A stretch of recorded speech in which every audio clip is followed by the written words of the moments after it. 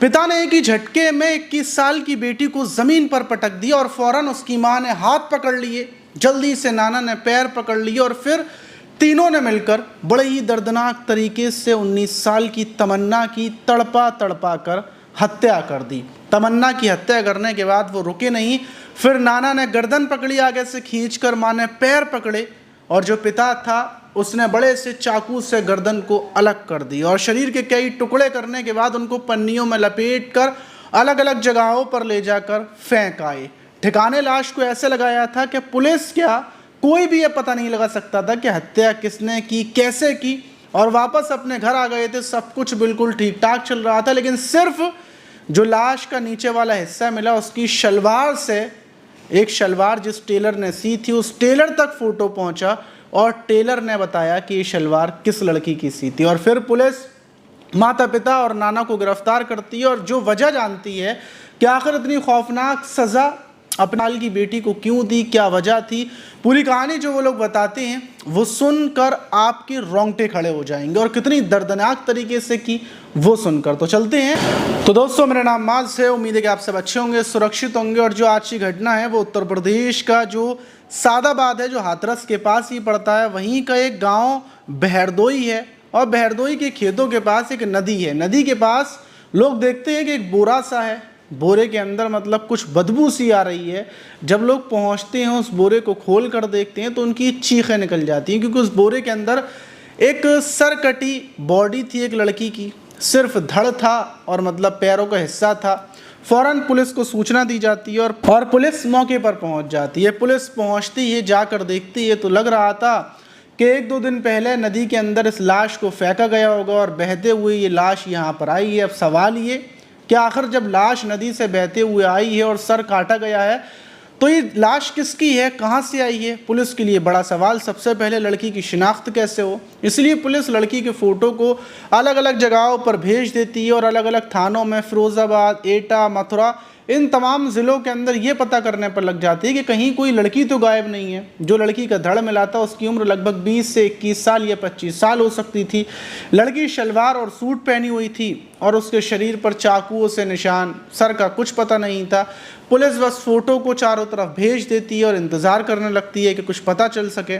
चारों तरफ थानों में तो पता कर लिया था, लेकिन कोई गुमशुदा लड़की की रिपोर्ट दर्ज नहीं हुई थी।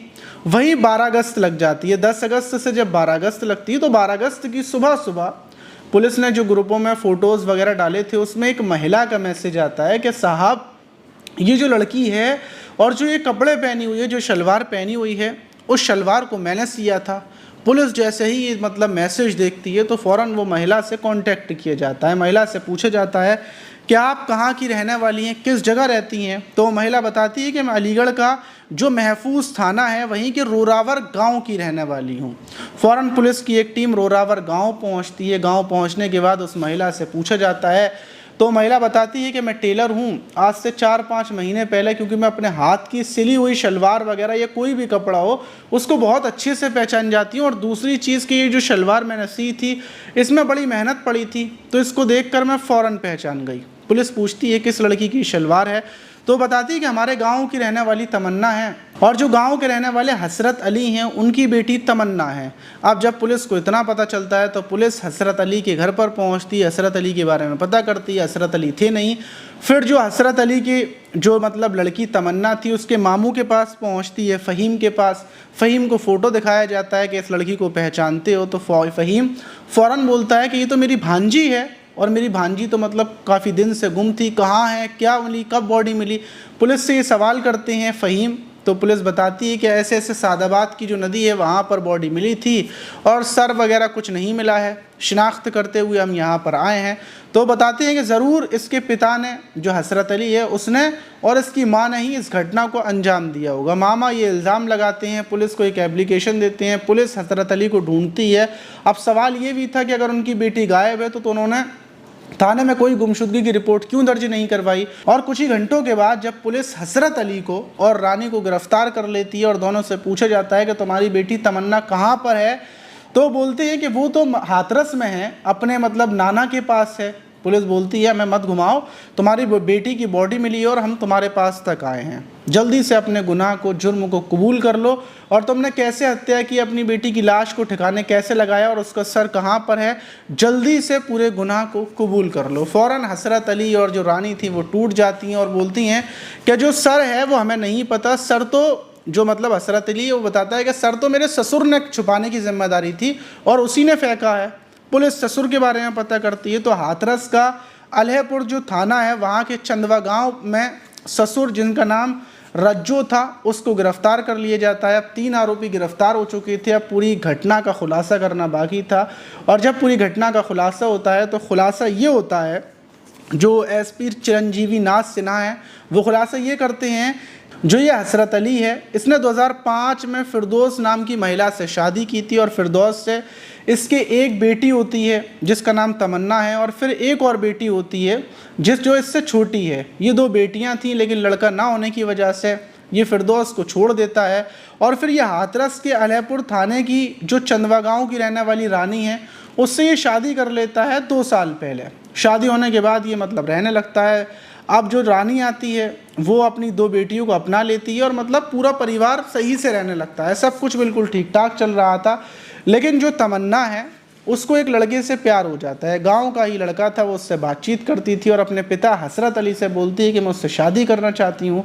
पिता शादी के लिए तैयार नहीं होता, माँ भी शादी के लिए तैयार नहीं होती और जुलाई 2025 में ये जो तमन्ना थी ये घर से भाग जाती है उस लड़के के साथ। घर से ये गायब हो जाती है, लेकिन हसरत अली थाने में गुमशुदगी की रिपोर्ट दर्ज नहीं करवाता, बस इंतज़ार करता है। और 2 दिनों के बाद तमन्ना खुद ब खुद वापस आ जाती है, क्योंकि जो उसका प्रेमी था वो बोलता है कि शादी के लिए अपने परिवार को राज़ी कर लो, हम भागेंगे नहीं बल्कि यहीं पर शादी करेंगे। जब तमन्ना वापस आती है तो हसरत अली, रानी ये दोनों मिलकर मतलब बहुत ज़्यादा तमन्ना को पीटते हैं, मारते हैं और उसके बाद जो हसरत अली का भाई है उसकी यहाँ पर तमन्ना को छोड़ देते हैं कि यहीं पर तमन्ना रहेगी। वही गांव में ही छोटा भाई रहता था हसरत अली का, वहीं पर तमन्ना रहने लगती है। और 7 अगस्त को तमन्ना अपने मतलब चाचा के घर से ही निकलती है और फिर से भाग जाती है। लेकिन जब वो भागती है तो ये खबर पिता को लग जाती है, माँ को लग जाती है और वो लोग फ़ौरन निकलते हैं और जो पनेटी का पुल है वहाँ से तमन्ना को पकड़ लेते हैं। पकड़ने के बाद ये अपने घर ले आते हैं, तमन्ना को फिर पीटते हैं, मारते हैं और उस टाइम पर हसरत अली अपने ससुर रज्जो को फ़ोन करता है, बोलता है कि ऐसे ऐसे बात है, बेटी मान नहीं रही है, बार बार ये घर से भाग जाती है, दूसरी बार हम इसको पकड़ कर लाए हैं, बताओ क्या करें, क्या उस लड़के से शादी कर दें, क्या करें।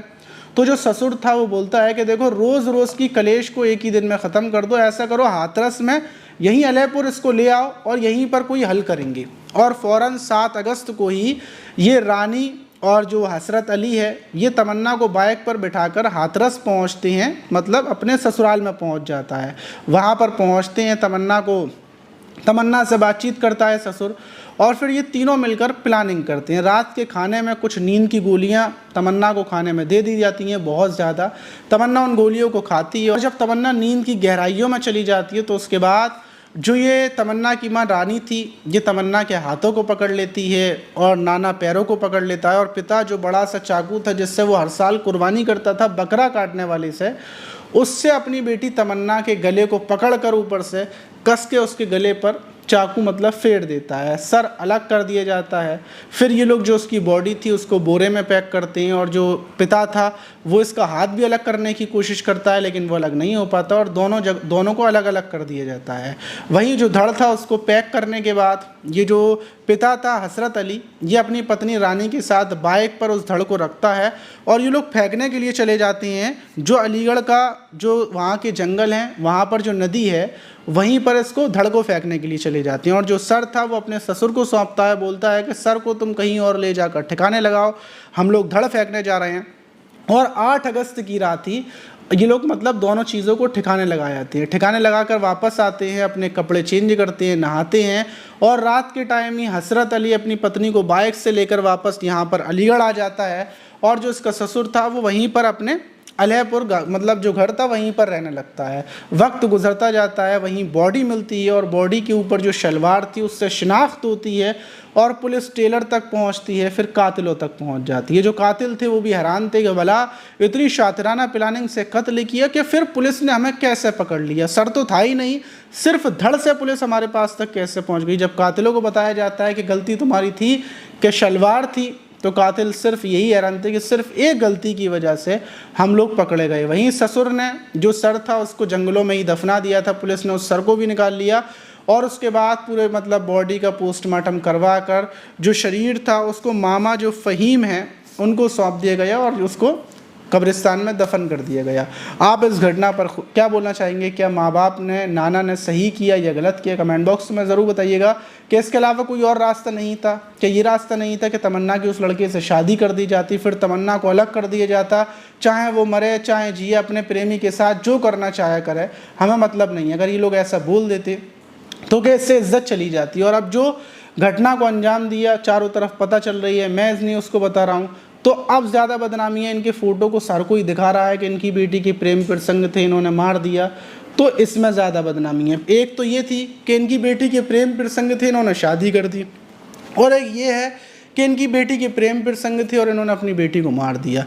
तो ज़्यादा बदनामी किस में है? कमेंट बॉक्स में ज़रूर बताइएगा। मिलते हैं किसी और वीडियो में, जब तक के लिए अपना ख्याल रखें, सुरक्षित रहें, सावधान।